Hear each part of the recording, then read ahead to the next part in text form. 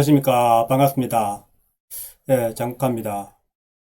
오늘은 서울시 시장이 된 오세훈 시장의 부동산 정책을 잘 볼 수 있는 내용이 있어서 그 내용을 가지고 방송을 할까 합니다. 과거에 우리가 이명박 오세훈 시장이 서울시장으로 있을 때는 상당히 집값이 안정되었습니다. 그런데 갑자기 좌파 박응순 시장이 시장을 하면서 나라가 이렇게 어지러워졌고, 그리고 공급을 줄였죠. 그죠? 그 대신. 그리고 그런 후에 문재인 정권이 들어오면서 규제정책, 부동산 규제정책으로 일관하면서 다시 노무현 때보다 더 많은 집값 상승을 일으켰습니다. 이 정부는 집값을 잡으려는 의도가 있는 건지 의심스러울 정도로 지금 집값이 많이 상승되는데, 드디어 오세훈 시장이 차기 시장으로 당선되었습니다. 그래서 오세훈 시장이 되면서 앞으로 저는 집값이 안정될 것으로 보입니다. 그래서 오늘은 오세훈 시장의 방송 내용을 한번 캡처해서 보여드리도록 하겠습니다. 제가 이때까지 주장했던 내용들이 여기에 고스란히 다 담겨 있어요. 오세훈 시장의 주장하는 내용이 제가 이때까지 이야기한 내용들이죠. 그러면은 그 내용을 보면서 한번 생각을 해보도록 하겠습니다. 땅이 없어서 안 되는 게 아닙니다. 예를 들면 여의도에도 몇 군데 있고요, 목동에도 있고요, 잠실에도 있고, 상계동에도 있고, 많아요. 여기저기 압구정동에도 있고. 취임하자마자 이런 곳은 풀겠습니다. 구독이 무서워서 장 못 담그냐 이런 말이 있잖아요. 구독이 무서워하면 장 못 담그는 겁니다. 일단 주변의 집값을 조금 자극하는 한이 있더라도 공급 물량이 충분히 공급되기 시작하면 장기적으로는 소비자들은 기다리게 됩니다. 꼭 집값이 오르는 거는 심리죠, 심리. 이 정부 하는 거 보니까 집값이 조만간 떨어질 수도 있겠는데, 이렇게 되면 그때부터 안 사고 기다리는 겁니다. 그러면 집값이 하향 안정화되죠. 그러니까 이런 소비자들의 심리를 잘 활용을 해야 되는데 이 정부가 그런 걸 잘 못하는 것 같아요. 정권 초기에 2017년, 18년 이때쯤에 우리가 많은 얘기를 했습니다. 빨리 공급해야 된다. 그런데 1, 2년 뜸들이다가 나온 게 기억하시겠지만 3기 신도시입니다. 근데 신도시에 집이 공급이 된다고 해서 서울의 집값이 떨어지지 않습니다. 결국은 강남 집값이 중요한데요. 아무리 기다려도 강남에 공급된다는 시그널이 없으니까 강남에 집을 사게 되는 것이고, 그리고 이게 서울 전체로 퍼지고 수도권으로 퍼지고 전국으로 퍼져서 집값이 다 이렇게 엄청나게 오른 거거든요. 최근에 나온 대책들을 보면 집값이 잡힐 것 같지가 않아요. 오늘 정부에 내놓는 정책 그 자체가 기대감을 주느냐 아니면 기다리게 만드느냐, 여기에 딸린 문제라고 저는 생각을 합니다. 강조하는 건 방법론이죠. 어떻게 하면 빨리 공급할 수 있을까? 결국에는 용적률 완화, 높이 규제 완화, 그리고 서울시에 주택을 공급할 수 있는 부서가 공급할 수 있도록 분위기를 만들어주는 거. 요체는 민간의 활력을 활용하는 겁니다. 정부가 자꾸 하려다 보니까 일이 안 되는 거예요. 사실은 돈을 벌고자 하는, 이익을 남기고자 하는 민간이, 토지 건물 소유주가 집을 허물고 다시 지을 수 있도록 하는 것, 이게 요체입니다.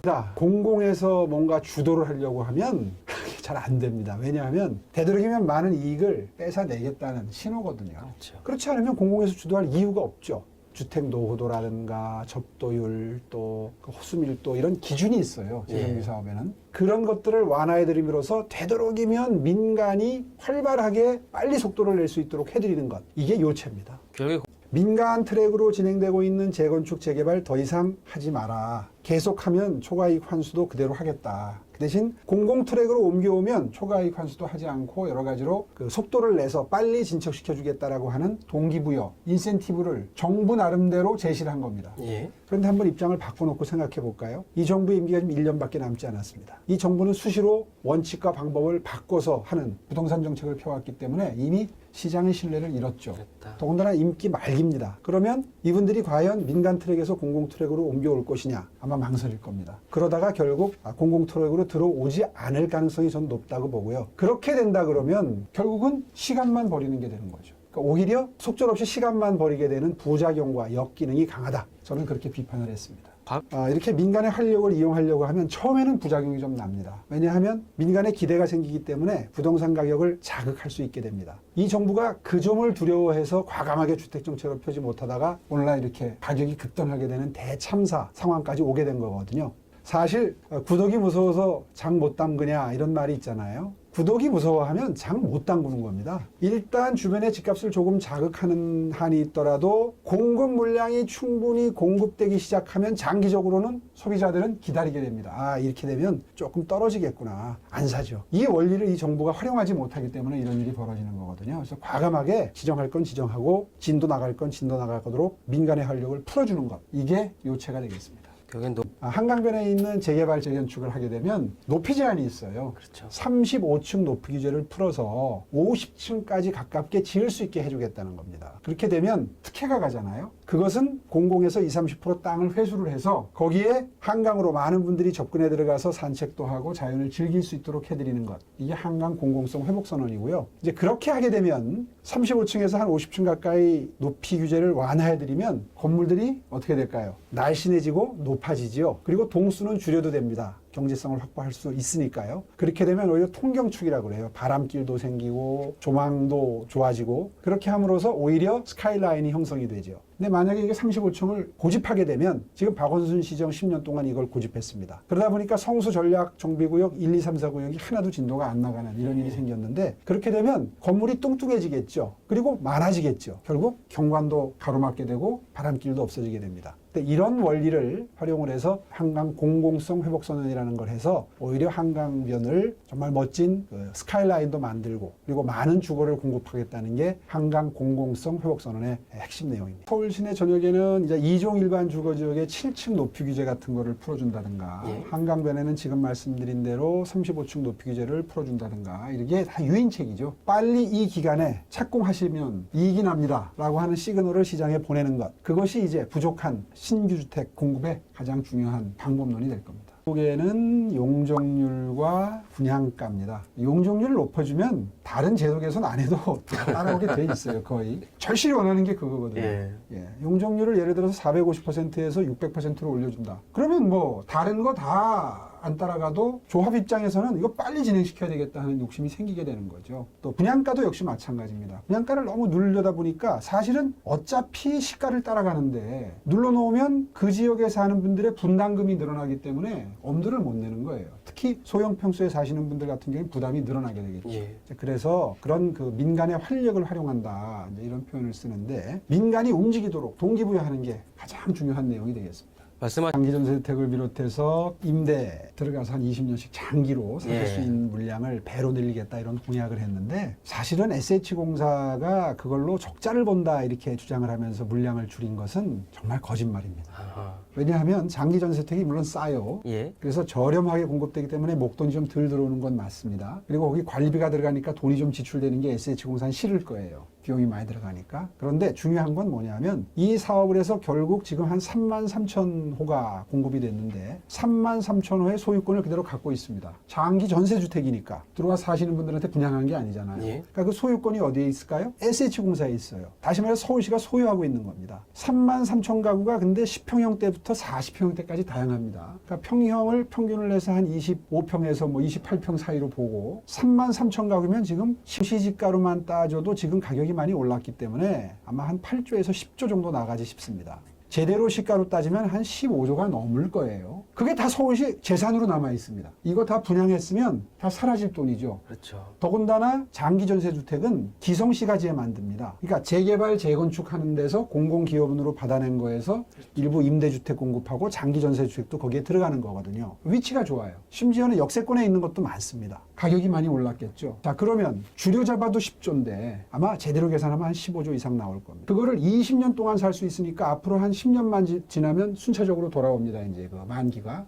그러면 그때는 팔 수 있어요. 그러면 엄청난 또 다른 신규 주택을 공급하는 주택 사업을 할 수 있는 재원이 마련이 됩니다.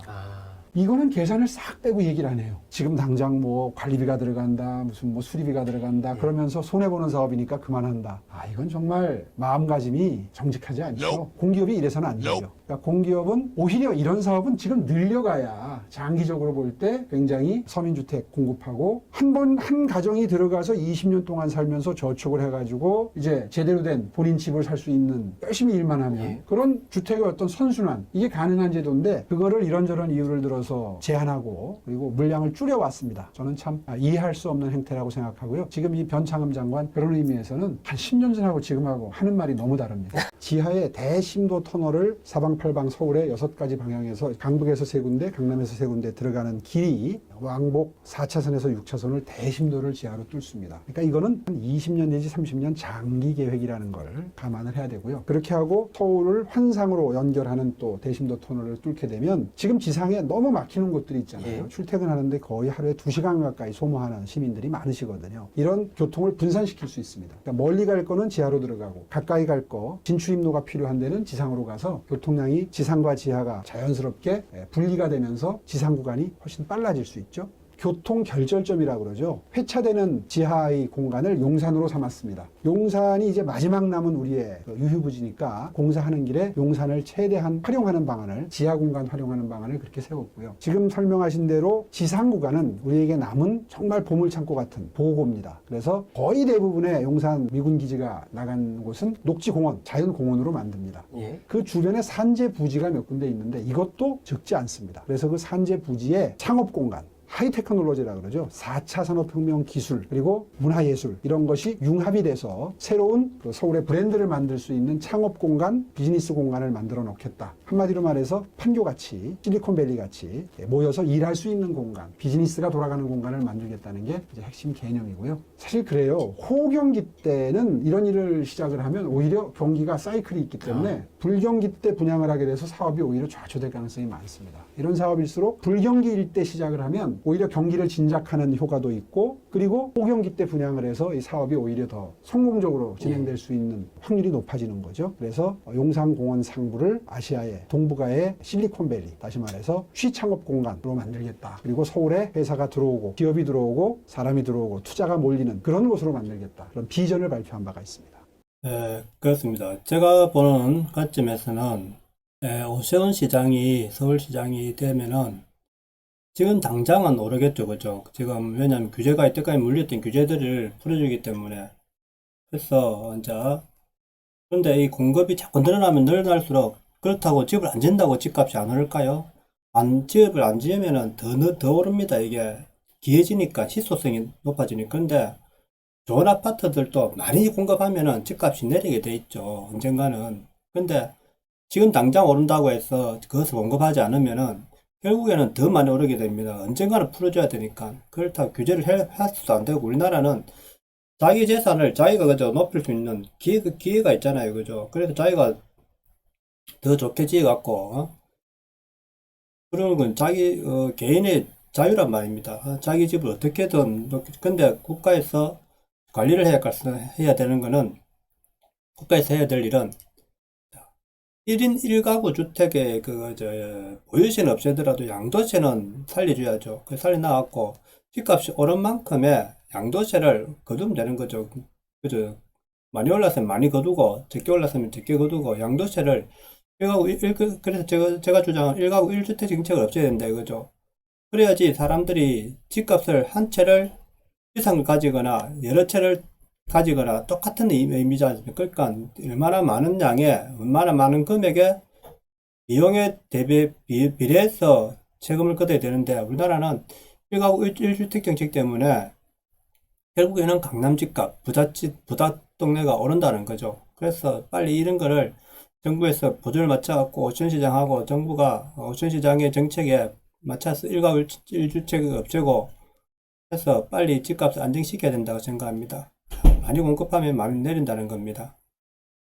그리고 오늘 오천시장이 이야기했던 그거 용산에 실리콘밸리 만들면 되겠다는 거, 부산에서도 그죠? 이런 실리콘밸리 같은 이런 걸 만들겠다는 빨리 이런 이야기가 나와야 됩니다.